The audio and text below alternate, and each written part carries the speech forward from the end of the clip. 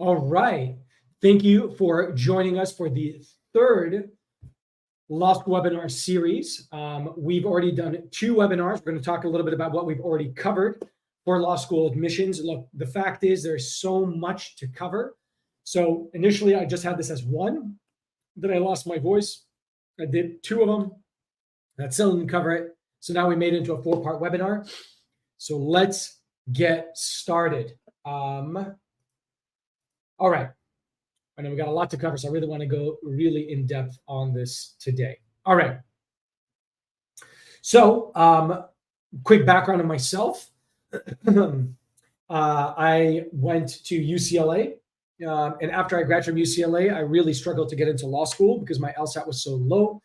So for those who have already heard this before from the previous webinars, apologies, but I think it's important to kind of understand and empathize with other people who don't necessarily have all the greatest credentials, but still are aiming to get into the top schools. So I was able to work really hard on my applications and was able to get into UC Berkeley for law school, which was one of my top choices.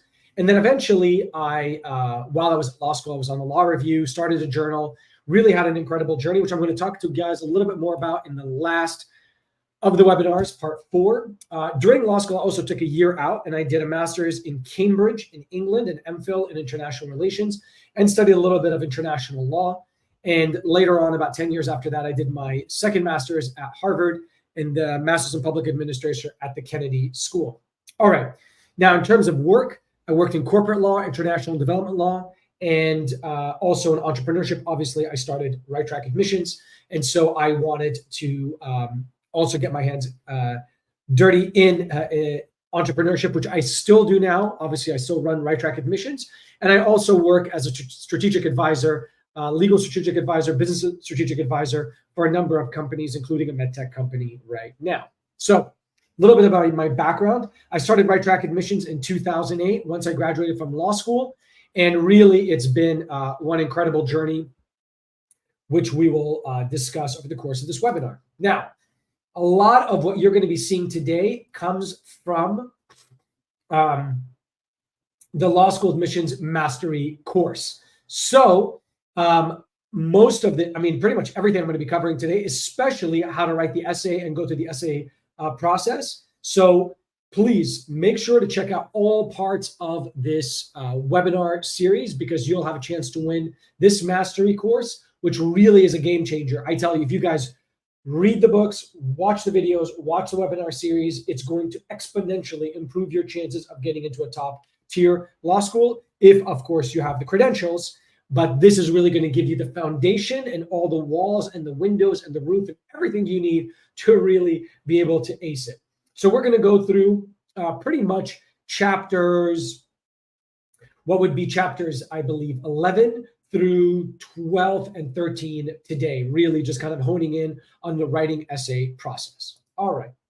So without further ado, let's get busy. This is what we covered in parts 1 and part 2. Crafting your profile, assembling your application, selecting schools, recommenders. We talked about that, guys. If you have any questions on any of those points, put it in the chat and I will answer it over the course of the webinar today. All right, so writing your story, or what we call the right story. So I'm going to get into this. Just take a look at this graph. I think it's really, really important just to kind of get a little bit familiar with what this graph is all about. Sorry, allergies, always right around the time that I got to do these webinars. So be it. All right. So you see here, there's a graph that says tension, beginning, middle, and end. So this is kind of a story arc. And what we're really trying to solve for is answering these questions. Why you? Why now? Why us? Again, why you? Why now do you want to do the law degree? And why are you choosing them to do the law degree at their law school? This degree, right? So why this degree? Why that law school? All right. So think about your life like a movie, all right? Super important. What is the opening scene? How does the story progress? How does it unfold? What's the climax? How does it end? How does it all come together? And what is the hook, the takeaway that they really will remember you by? And I use the TED logo right there Because as you will see, this is really how people remember the TED Talks. It's not about the 18 minutes you're on stage. It's about that one or two key points that really kind of make people remember your talk, your discussion. So in this case, I want you to start thinking about it, and I kind of break this down into A, B, C, D, E, F, right? Attention grabber, background, career, direction, educational institution, and F, finale. And I'm going to break this down to you further, but I want you to keep this graph in mind, because this is always how you write a story, especially how you write a personal statement. All right, so let's break it down piece by piece. A, attention grabber. Target length about 100, 125 words. And what you're really trying to cover here is drawing them in, engaging them, right? Engaging the audience. Okay, so imagine we start your movie off, right? Boom. How does it start? What's the action sequence? What gets them excited, right? That's super, super important. That's the attention grabber, right? That's pulling them in. Like in the movies, we see a car chase or a guy shooting someone and then running away, whatever it is, right? The idea here is really trying to grab them, pull them in, but not something super random, but something that really kind of draws them in and makes them excited to want to read more, to engage them. Okay, super, super important. All right. So in this instance, that's how you want to start it. It's the opening sequence. How do you draw them in? Then we get into B, background, right? Right here, the character development. So this, in terms of tension, slows things down, slows down the tempo. And now our goal is to have the admissions committee fall in love with you. Fall in love with you. How? Because we're going to do character development. Who are you? That is really what you want them to understand, because if they understand who you are, your values, what makes you tick, then essentially they start to fall in love with you because they understand who you are and they empathize with your life experience.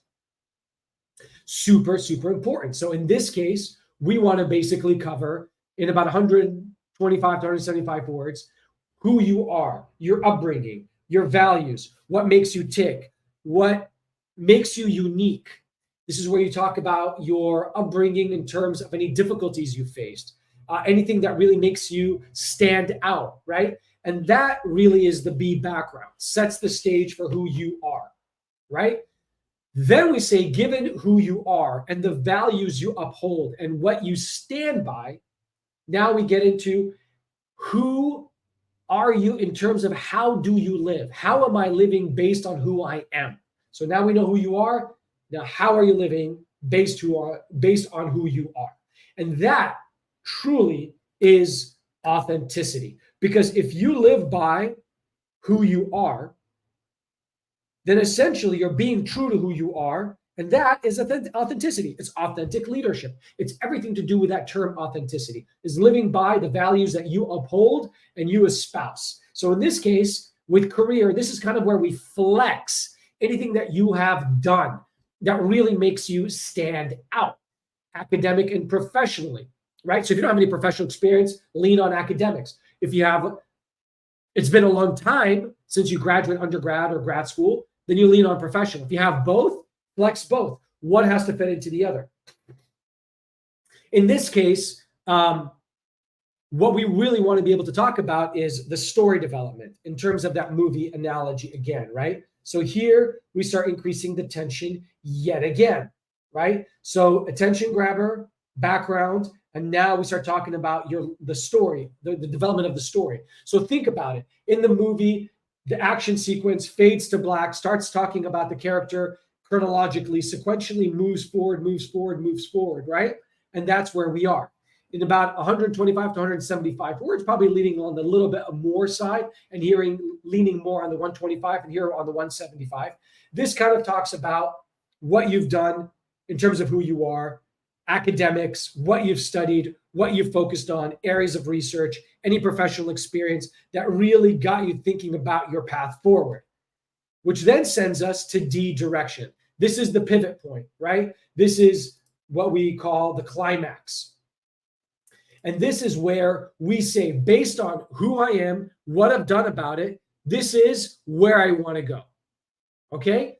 And this is about 100, 125 words. And this really kind of dictates to them and makes them understand why law school is the right path for you and not a policy school or finance or an MBA, but really you want to go to law school. And you lay it out for them beautifully right there in D direction. Okay? Once you've laid it out to them and you've showed them that you really want to pursue law and there's no other path you want to pursue but law, then you want to kind of conclude that D direction path, D direction paragraph, with the fact that you want to go to their school. And then that leads you into E, educational program, law school, and specifically their school. Now, some schools are asking you to write why our school essays. And this is where you use this formula called CLAP, right? Community, location, academics, personal. Again, community, location, academics, personal, right? Or specifically, when you write it out, I want you to write it out as ACLP, which is academics, which is probably the most important, then community, second most important, then location, third most important. And if you have it, the P personal, which is the je ne sais quoi, the X factor, right? And we'll talk a little bit about that. So now you've said law school is where I want to go, and specifically your school, UCLA, Berkeley, Harvard, Yale, whatever it is, right? That is the school I want to go to. And the reason for this is, boom, now you start talking about, again, using this formula. I really want to go to your school because it has a concentration in tax law, specifically working with Professor Bob, whatever it is. You guys have this clinic, this center, this research that you do, this journal that you have, all the things that really focus on the academic aspect, including classes, right? Then you have C for community, right? And community is going to be like, again, the student organizations, the diversity, the vibe on campus, right? What does the community offer? And that is very, very important as well in terms of giving them a sense of why their school is the one and is the right fit for you, right?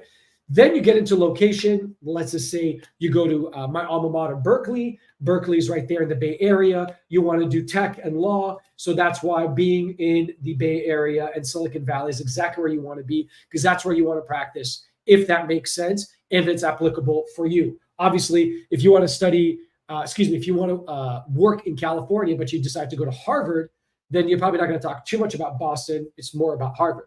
But if you are choosing to go to NYU over Harvard because you want to be in New York, because you eventually want to practice corporate law, there you go. It makes all the sense in the world that you talk about being in New York and around the finance capital of the world. Finally, P, personal. Personal is that, as I said, je ne sais quoi. It's where you say, I studied at Berkeley undergrad. I took classes at UC Berkeley Law just to check it out. My father or mother went there. I visited the campus. I did a summer school there, right? All of those factors are the thing that makes you unique compared to me, maybe where I don't have that connection.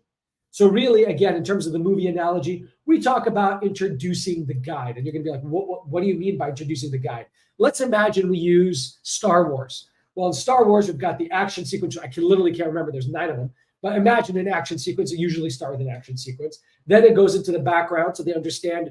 In this case, let's start with one of the first ones, the Jedi, Luke Skywalker. They start talking about his background, then about what he's been doing, so his upbringing, his background, what he's doing. And then he's got this choice to make, either to be a Jedi or to end up being just Luke Skywalker and a citizen, a civilian.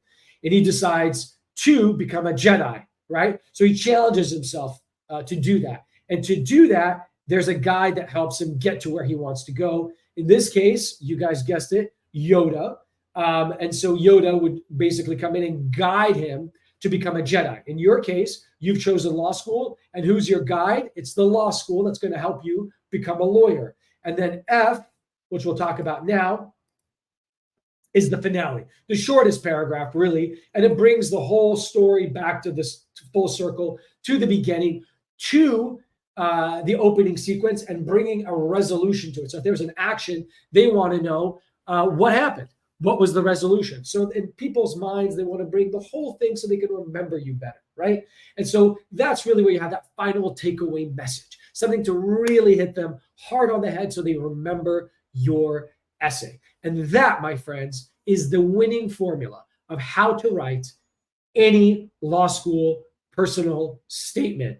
And in fact, a tweaked model of this can help you write the diversity statement. In fact, the tweaked version of this can help you write almost any graduate school personal statement. It is really remarkable, and it all comes down to the concept of the story arc and how it could be used so that you can write a really exceptional, pen-dropping, memorable essay. All right? And I gave you, as I said, guys, the word count. The word count should be around 700 words. And if you stick to these word counts on these divisions, I think you're on the right track. All right.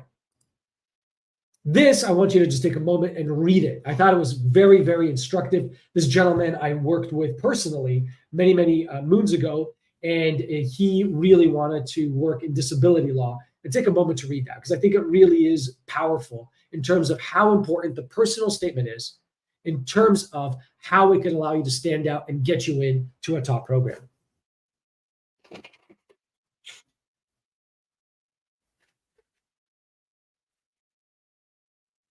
And so you guys can see there, his statement ended up being one of the top statements. They selected it. He got into one of the top 30 schools, even though he had a lower LSAT. And it pretty much mirrors me. As I said, I had a 155 LSAT. I have good grades. He had good grades, but I really didn't stand a good chance of getting into a top 10 law school. At the time, I think Berkeley was ranked number 6. And because of my statement, it really allowed me to stand out. And even as I read it today, many, many years later, almost 20 years later, it still gives me goosebumps. I thought it would be a very, very good way of bringing this kind of back full circle, so you can see the importance, the absolute critical importance of writing an excellent personal statement. It really, really can make all the difference. And I'm living proof of it, because not only did my application help me get into undergrad and allow me to graduate from UCLA eventually, but it allowed me to get into Berkeley, it allowed me to get into Cambridge, and allowed me to get into Harvard with a full ride scholarship. So again, it's all about the story, which is why our company motto is discover your story, get admitted. All right. Now, I want to cover another essay for you guys, because this is becoming quite prevalent, which is the diversity statement. Some of you guys will be asking, do I have to do one? Should I do one? I think everyone should do it. Why? Because DEI is extremely important. And even though schools in some cases cannot give you credit for DEI, for the diversity you bring to the campus in terms of their assessment of you, this is a great way of still showcasing your background, which they will factor into better understanding who you are. So the question is, how are you going to add to the class community? First thing I'm going to tell you guys is, what is diversity? Okay, guys, what is diversity? Diversity is not just your race. Simply because you're Black or you're white or you're Native American or you're Latino or Latinx does not make you diverse. To me personally, it doesn't really inspire me that someone who's African American, who's lived in Beverly Hills all their lives in utter affluence, should have a leg up over somebody who's Caucasian, who's lived in utter poverty or had a crazy medical experience, who lived in the middle of nowhere, and both want to go to law school. One shouldn't oversee the other. The most important thing is the diversity you bring. Whether I'm from the Middle East or someone else is from what have you, it doesn't matter about your ethnic background as much as it's about the narrative, your life experiences that allow you to be open-minded, that allow you to work well with others.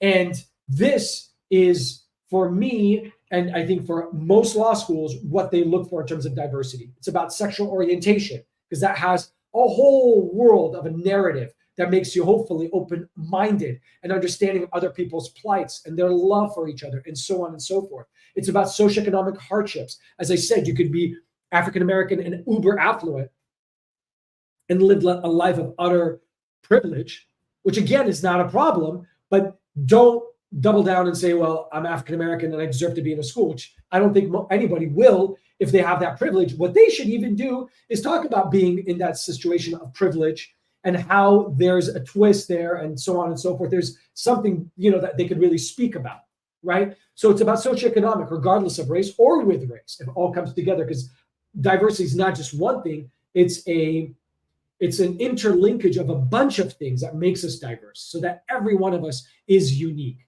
So it could be about volunteer or community service, a medical tribulation, right? Or a disability, caring for others, right? So it doesn't have to be just about you. It's about how you helped others. Again, you want to talk about that. Regardless of your race or your religion or your ethnicity or your nationality, right? Those are the easy low-hanging fruit, right? Physical accomplishments, climbing a mountain, doing something wild. What did it say to you? What did it open up to you? Advocacy, activism, professional endeavors, neurodiversity, right? Where you may have ADHD or autism or something else that makes you unique, not disabled, but unique, right? That challenge that you overcame, that you consistently overcome, makes you unique. And that's what you want to describe in these essays. So how would you structure something like that? Again, we have A, attention grabber, B, background. C, in this case, is not the career.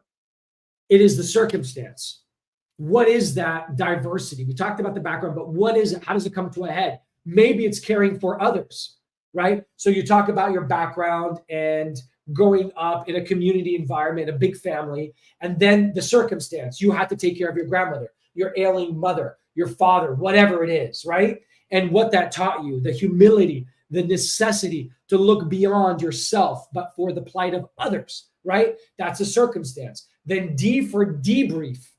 So then debrief me. Tell me what you learned from that circumstance, that incredible experience in life. Then E is for engagement. What are you going to do to consistently engage diversity and others on campus as a law student? And then F is for future. Beyond law school, how do you plan to uphold DEI and diversity? Even though DEI is taking a knock right now, and even though they're getting rid of diversity officers in schools, it is not going to go away.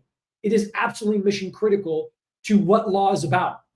We're not about farming out just pure and utter advocates. In the end of the day, guys, with legal AI and what AI is doing, we need more diversity because there are machines that could pump out briefs and transactional documents like that. But what we need is empathy. What we need is the ability of people to connect with others as lawyers so we understand their plights and advocate harder. And that takes an understanding of diversity. All right, guys? So that is the diversity image, which I highly recommend. Even if they don't ask for it, still write it and submit it as a supplemental essay. So now you're going to tell me, how do I even get started? All right. So, and guys, please ask any questions that you have out there. Diego, I see you're commented. I love it. Thank you. Throw me a question. Challenge me, my friend. Throw out questions. Anything that you guys have about this process, because this took me 16 years to really master this. AI didn't help me. ChatGPT didn't help me. We figured it out time and time again, having incredible stories like that to have proof in the pudding. All right, guys? And this is how you get started. I want you to take all the ideas of everything you ever can think of that would make for a good story about you and put it down on paper. Okay? This is what we call ideating, obviously. It's not what we call it. It's a known term. Brainstorming, free writing. I say, let me use that as a term I've come up with. Free writing, which just means just throw crap on a piece of paper and don't think about it. Just dump. I think someone, and I was reading this once, I think they call it free wanding. So just wave your wand and throw anything you want on a piece of paper. And then start connecting the dots. Okay, start outlining. So I really like this idea, and I'm going to take this idea plus this idea plus this idea and make it a diversity statement. And this one will be the personal statement. And this and this and this and this and this one will be in the resume. And this one I've really got to tease out. I'm going to put in the addendum. Okay, now let's go back to the personal statement. When you have those ideas and you have your 2-3 core ideas and they all float with the other documents, I want you to start using the paragraph headers right here, guys, right? Attention grabber, background. In this case, we're using circumstance, debrief, engagement, future. In this case, we're going to be using attention grabber, background, career, direction, educational institution, finale, right? So put those paragraph headers, literally A, B, C, D, E, F, and then start writing bullet points for each one and flesh them out. Okay? Now, I say, and it's going to come down here, use ChatGPT to ideate and outline. Come up with some ideas just using ChatGPT. You can do that. Nobody's going to stop you from ideating and developing the infrastructure. We will, as in not me, but the schools will ding you for drafting and editing your personal statement using ChatGPT in terms of drafting and editing. So do not use it for using ChatGPT. And here I tell you why. GPT-0. Just this software, and there's a lot of other softwares out there. This software alone will read your essay and find out where you've been using AI to actually write it. Okay, we got a good question here, which is could be a principle in order to make a good grabber. How many others are in order not to be? Hang on one second. Let me see if I can understand. Which is it? Which is principle in order to make a good grabber. How other ways are there not to be dramatic? In this case, that the story is not necessarily related to struggles. I love it. I love it, Diego. You're exactly correct. Let's just say, that you've always struggled with weight. Good question. You've struggled with weight, and you write your whole essay about the struggle with weight and how it made you feel. And then you say you want to go to law school because you want to help small businesses. I don't see the connection. It doesn't take away from the fact that you struggled with weight and what you had to go through, but I don't see the connection of why you want to go to law school. It just, to your point, it's like you're just trying to throw out a struggle and then trying your best to make a connection. What I would do, time out, is use that question, the struggling with weight, and toss it into diversity. And then find another theme for your personal statement for why to law school and dig deep to figure it out. Because if you can't figure it out, you can't figure out why you want to go to law school, we go back to the beginning in the first webinar, which is I asked you a series of questions, one of which is, why do you even want to go to law school? Why do you want to use 3 years of your life to do law? Why do you want to spend $200,000 to $300,000 on your education? Is there another graduate degree that's more important to you? Are you willing to forego 3 years of income and a career because you want to go to law school? So you really want to be damn sure why you want to go to law school. And if you can't figure that out, then you better go back to the basics. But once you figure it out, and if it makes sense, that's what you write your personal statement on. But the struggle you're talking about that may be unrelated to law, you basically parse it out and you figure it out. Maybe it doesn't belong. Maybe you struggled with weight and your sexual orientation and you had a disability, right?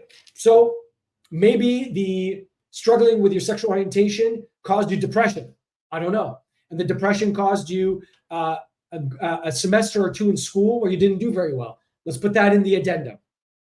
Let's talk about the weight and those three together in the diversity. Let's talk about the disability as maybe the motivation of why you want to go to law, right? So you're seeing how we parse it out into all the different areas, okay? We got another great question from Latoya. I have 5 different drafts of my diversity statement. That's wild.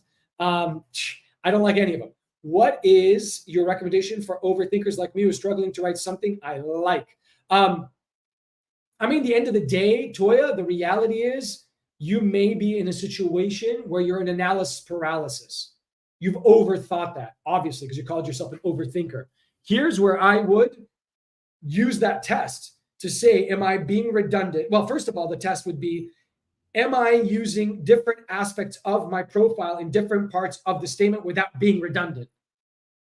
If you are not, and your diversity is actually bleeding into your personal, which is bleeding into your addendum, then maybe we need to start parsing it out. And now we can start knocking out of those 5 essays. You figured 3 of them are overlapping too much. So now we're left with 2. Of those 2, and you're not really convinced on them, I think you go to right here. It's a great question.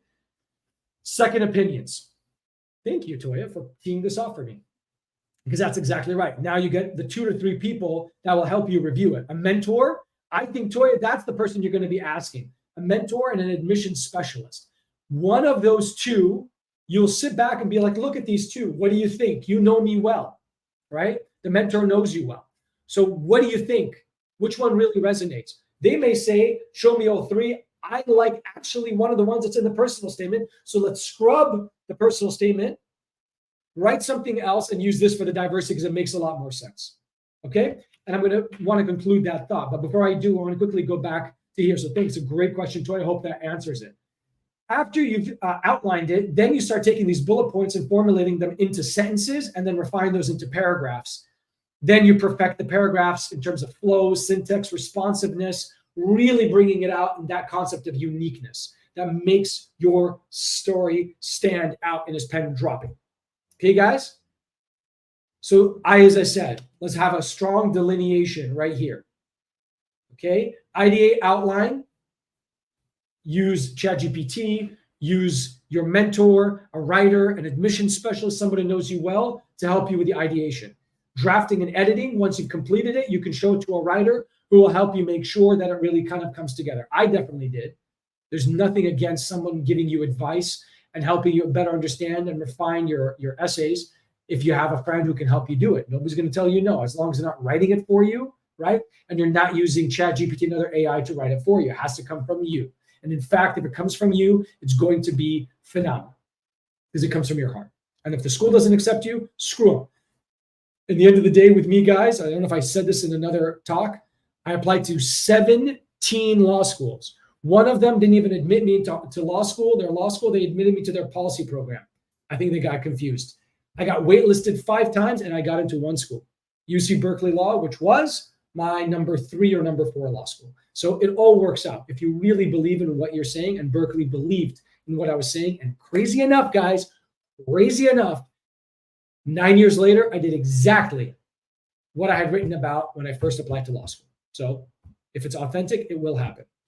Now, there are other essays. Why are school essays? Where you can use the concept of CLAP, right? Which is right here, right? You can use this to answer the why school essay, community, location, academics, personal, right? And there's school-specific essays, like Yale Law has a phenomenal one, which literally says, I think if I remember how it was structured back in the day, they literally said, write about, what was it? Something like write about anything that you really believe and is important to you, something to that effect in 250 words. And I wrote about something that was really profoundly important to me, which was my father's art, and how through his art, I was able to appreciate him better as a father and as a role model for me. And I didn't get into Yale Law, but I still remember the essay. And in fact, I put it on my dad's website, which I created for him 10 years later, regarding his art. So it still meant a lot to me. So those essays, those school-specific essays, yes, you have to also factor that in. You don't want the school-specific essay to be exactly like the personal statement to then look very similar to the diversity statement. Each one should have a different aspect of you. Like a puzzle, it should all come together. All right? Now, part 4, the last part, I want to kind of bring this kind of all full circle. We're going to talk about the submissions process. Now that you've written the personal statement, the diversity statement, we've discussed the addendum, we've discussed the resume, we discussed the letters of recommendation, we've discussed the school-specific essays and the why school essay. You've got the application together, you've taken the LSAT, you've submitted the information. What do you do next? We're going to talk about that next week. Graduating debt-free and with a profit. Yes, I graduated law school debt-free with a profit, and I'm not a millionaire. I had to figure it out myself. So there is that as something I will talk to you guys about next week so that you understand how to fund your law school education. Because I can tell you right now, here's a secret. I did not get $1 when I went to law school from the school. I had to figure it out once I got there. And we will also talk about my magic formula to how to succeed in law school. Trust me, for as miserable as law school can be, I had a great experience at UC Berkeley Law, and I'm going to tell you exactly how I did it. So make sure to tune in for that in part 4. Quickly want to tell you guys a little bit about who we are. Again, 96% success rate getting students into a top law school. I don't say top as in the top 5 or top 10. Obviously, that's madness, and nobody can do that. I dare anybody to come up with a 96% success rate to get into a top 10 law school consistently year after year. It's not going to happen. The variables are too many, but we will help you get into a top law school. Tons of people that we've represented from many, many different backgrounds. Obviously, I was born abroad, studied abroad, speak different languages. Most of my team does as well. So we're very focused on the international aspect and diversity. That's very, very important to us. Been around for 16 years. We talked about that. We've helped students, this is crazy, get over $4 million in financial aid, scholarships, grants, and so forth while applying to law school. So definitely there is money there. It's hard to get, But again, the better the application, the higher chances of getting financial aid, and especially free financial aid. And then finally, this is something that I have seen time and again. Through our services, we are able to turn around the application 50% faster, not stress less, but less stress, faster if we do it with higher chances of success. All right. This is a little bit about my team. Again, top individual, Stanford Law, admitted with a Knight Hennessy scholarship, which is crazy, incredible. The gentleman in the middle got into the Harvard Law early admission, I think it's called the Junior Deferral Program. And the gentleman at the bottom got into NYU Law and practices law in New York, and also has an incredible restaurant, which I'm due to go check out. And last but not least, again, attend all 4 webinars for a chance to get the mastery course for free and to get our admissions mastery checklist. All right, guys, any other questions, anything you want to cover for today, please ask me the questions there in the chat box. Would love to answer any questions. This is the most involved. I wanted to kind of leave some time at the end, but it is the most important part of almost anything we talk about, and why I devoted probably a third of the mastery guide to the writing process, because as you guys know, our motto in the end of the day, as you guys can see right over here, oops, not there, but I have to actually have it, is really discover your story and get admitted. Okay, guys, it's all about the story. All right, if there is no other questions, thank you for watching, guys. It's a little bit on the short side, but feel free to email us, please, info@righttrackadmissions.com. You can chat with us also on our website. Just message us. We're happy to help and guide you on your law school journey. Thanks so much, and I will see you on the next one.